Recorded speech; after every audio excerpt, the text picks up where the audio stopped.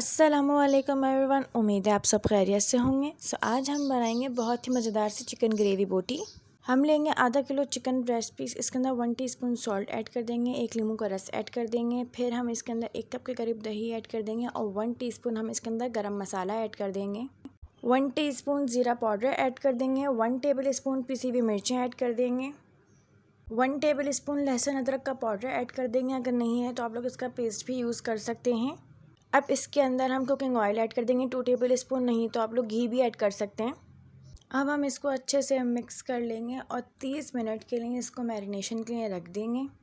तो अब 30 मिनट हो गए चिकन मैरिनेट हुए हुए। अब हम एक पैन लेंगे, उसमें 2 से 3 टेबल स्पून के करीब हम घी ऐड कर देंगे और चिकन की एक एक बोटी को हम इस पैन पे रख देंगे।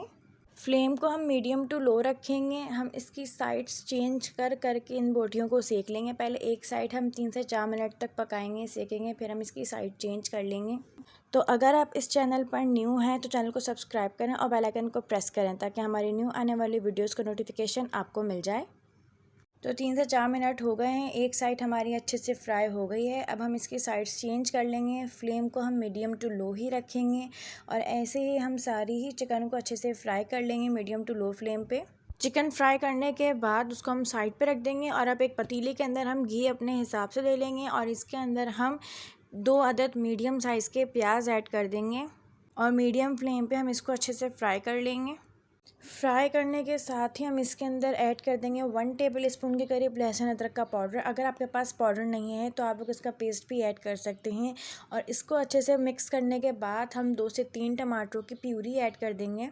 अब हम इसको भून लेंगे 10 से 15 मिनट तक मीडियम टू हाई फ्लेम पे कि इसका पानी जब तक ड्राई ना हो जाए।